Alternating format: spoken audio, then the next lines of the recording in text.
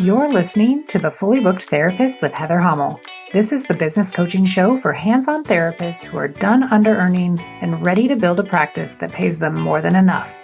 Real conversations, real results, your real life. Let's get into it.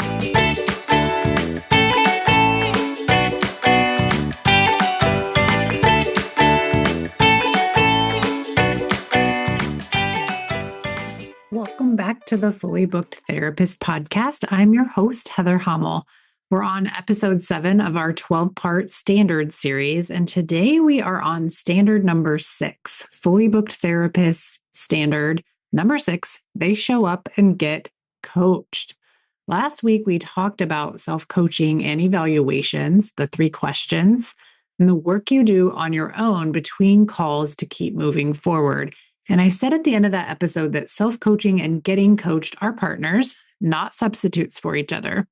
Today is all about the other half of that partnership, which is showing up, really showing up, not just being present on a call, but being willing to raise your hand, be vulnerable, and let the coaching do what it's designed to do. So I wanted to start the episode by talking about one of my clients, Brian. Brian was inside Foundations, and he was sitting with something that lots of therapists sit with and struggle with, which was raising his rates. He knew he needed to raise his rate. He had all of his numbers. He had his facts and his data that supported it. It was ready to go. He'd done all of the work and he'd figured out what his rate needed to be, but he was just kind of sitting on it. He was kind of stuck in that space between knowing what to do and doing the thing. So on one of our weekly coaching calls, something for him shifted, and it wasn't because he was getting coaching directly, but he was listening to someone else get coached. He was watching a peer who was in the hot seat, watching someone else work through their own version of the same fear he was struggling with, watching the model get applied in real time, watching someone go from stuck to clear right there on the call. And that is what clicked for him. By the time that call ended, Brian had gone into his scheduling system, raised his rate, and sent an email to all of his clients, just like that, like just snapping his thumbs, snapping his fingers together. I guess you don't snap your thumbs together. That would be weird. And he wasn't waiting anymore. He wasn't waiting to feel ready. He wasn't waiting to not feel fear. He kind of just went through that fear and did the thing that he was not doing, right? Which was actually telling people that his rate had changed. Showing up for coaching can look different for everyone. You know, it can be you actually getting coached in the hot seat. It can be you attending the call live, but it can also just be you listening to the replays, not for consumption, but for taking action. I want to tell you a little bit more about how coaching works inside the Foundations program, because I think it helps you to understand why this is such a standard. Every week on Tuesday, there's a live coaching call. And on that call, there is an opportunity to raise your hand and get what I call hot seat coaching. This is where the time and attention of the entire call gets focused on you, not for the whole length, but for while you're getting coached. We focus on your exact problem, your exact business, and whatever is holding you back or holding your practice back. It's completely voluntary. No one is put on the spot. You raise your hand because you want to work on something, and then we go to work and we get to it.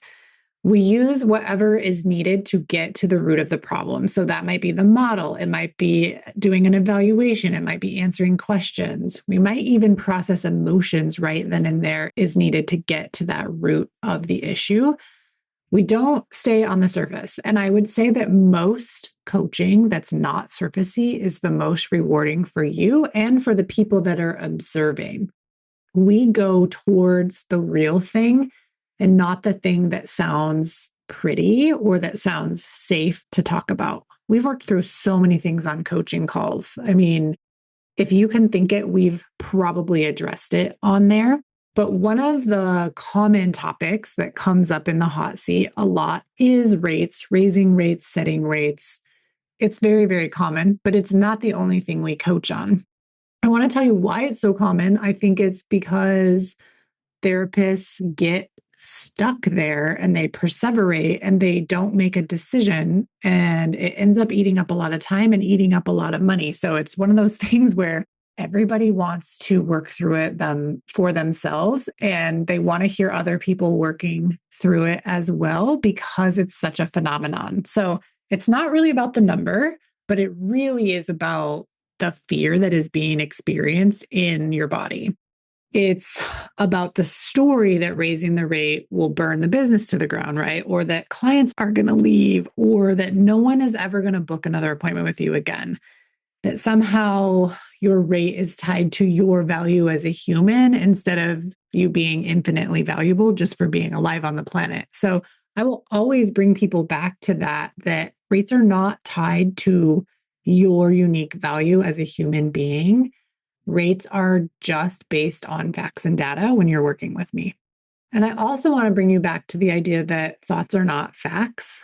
Thoughts are just sentences in your brain that create emotions in your body, right? They're fears. And the hot seat is where we just look directly at these, we name them for what they are, and then you make a decision for what to do instead. Here's what I know from watching this happen over and over and over again. Most of the time, the therapist goes from not being able to raise their rate to actually doing it, either while they're still there on the call or very shortly after. Because once you've worked through the thought and the feeling, you can see it clearly and the action becomes more available to you in a way that it wasn't before the coaching session. And this is the power of showing up to get coached and to be in the room, to be in the paid room where there's no gatekeeping and you get to witness and be a part and observe and live in all of it. So let's talk about the other side of this, what it actually costs when you don't show up, when you're unwilling to be in the room, when you stay in the what ifs and the uncertainty and the I'm not ready yet feelings. A lot of therapists underestimate the cost of this, the cost of waiting and the cost of being stuck. You might think, well, staying stuck's neutral. Maybe you're just hesitating and it feels really smart, like you're just being really responsible. You're just taking a pause. But doing that is literally making a decision to do nothing. So it's a decision and it has a price. I'm going to try to make a concrete rate example out of this. So say you know that you need to raise your rate. You've known it for a while, but you're waiting to feel ready, waiting to feel confident, waiting for the right moment that keeps not arriving. And so you keep seeing clients at your current rate. Every month you wait is money that exists and is not being earned. And it's not hypothetical money. It's real money that your skills and your time and your expertise and the value of the results are worth. And you're leaving it on the table because of a feeling, because that feeling has more authority over your decisions than your data does. Isn't that crazy? 6 months of waiting, a year, 2 years, that number is not small. And it's not just money, it's a version of your practice that you could be running right now that you're waiting for. The clients who are paying what your work is actually worth, the schedule that is built on your real rate and not on the one you settled for because raising it felt scary. Staying stuck in the what ifs is not a rest stop, right? It's a very costly place to be. And the longer you stay there, the more this adds up. Your practice can only grow at the rate at which you are willing to make decisions, and decisions, real ones, often require that you are uncomfortable and you act anyway. If you are feeling super uncomfortable in your business, something is wrong. You should be making uncomfortable decisions all the time, or you're probably not growing. I want also to talk about the things that stop a lot of therapists from raising their hand and getting coached. One is that you think you have to have it all figured out before you even join coaching. I've heard this as one of the biggest objections to joining foundations is you're waiting. You're just going to wait until you know more, or wait until you have more clients. I just want to remind you that when you are in a program like mine, you get all of the information on how to become fully booked. So all of the mistakes I made, you don't have to make. And you don't have to have anything figured out before you come to coaching, before you come to a call, before you join foundations. You don't need a clean, well-articulated question. You don't need to have already self-coached your way to a tidy problem statement. You don't need to show up knowing exactly what's wrong or what you need. You're allowed to bring the messy stuff, the unprocessed emotion, and the thing that you cannot even name yet, but that's sitting heavy on you, that's weighing you down. You're allowed to say, I don't know how to explain this, but something's off and I cannot get unstuck. And that's enough. That's actually more than enough because I'm a trained coaching expert and I will bring you exactly to the place to process what is going on. I have millions of questions I can ask you and millions of different ways to get to the root of the problem. To have someone else witnessing and asking you questions and helping you see what you cannot see on your own, that is invaluable. And that is the thing that in my own business has helped to not only help me to make the most money that I've ever experienced in my life, but to have so much ease and enjoyment in doing so. That's what coaching containers are for. The therapists who get the most out of coaching are not the ones who show up with the most polished problems or the most positive attitudes. They are the ones who are willing to be seen in the middle of figuring it out. The ones who trust the container enough to bring what is real. And here's something else I want you to understand about that trust. It is built by showing up. Every time you come to a call and you're honest about what's happening, the container gets safer. Every time you raise your hand and you work through something real, you prove to yourself that you can do it. And that makes it easier to do it the next time. And it also gives permission to the next person to do it too. Showing up is like anything else, it's a skill. And like every skill in this program, it gets better with repetition, getting your reps in. I also want to be clear that showing up to get coached is bigger than just the live coaching call in this program. It's watching the replays when you can't attend live and really watching them or listening to them, not just having them on in the background. Although I do think that like in the background while you're folding laundry and while you're like kind of multitasking is great, but you are being intentional and finding what in the call applies to you and something that you can take into your week and use directly.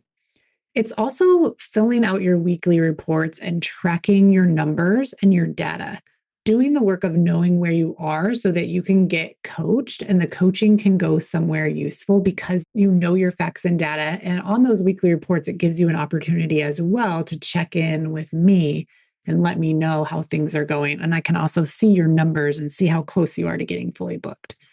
It's engaging in the community and sharing your wins and your losses, responding when a peer shares something, being present in the container even when you're not on a live call, but showing up, being a real member, a participating member.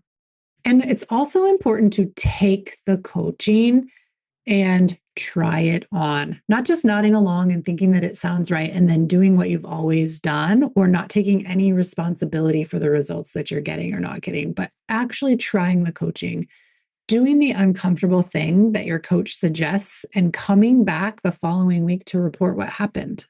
There's so much gold in that. All of that is showing up to get coached, and all of that compounds. The more you put in, the more the container gives back. So standard 6, the fully booked therapist is the one that shows up to get coached and receives the coaching. Not perfectly, not with everything figured out, just with honesty and consistency and with the willingness to raise their hand and be in the room for real. Your practice can only grow at the rate that you're willing to make decisions, and you do not have to make those decisions alone. You see your hesitation, you see your feelings, and you decide on purpose what you want to do. That is what the coaching call is for. That is what the hot seat is for. And that is what showing up makes possible for you and your business. Next time, we're going to talk about standard number 7, the fully booked therapist. They are always learning, but never as a buffer. And after everything we talked about in the last 2 episodes, I think you're going to recognize yourself somewhere in that one too. If you're ready to be in this room, where you can raise your hand and get to work on what is actually holding you back, come find me at heatherhamel.com. Foundations is where that happens every single week, where we have real conversations, you get real results, and you live your real and best life. I will see you next week. Thanks for spending this time with me today. If you're a hands-on therapist who is ready to get fully booked and build a practice that actually pays you, I want to help you do that. Head over to heatherhamel.com to find out how we can work together. And if you loved this episode, please share it with someone who needs it. See you next week.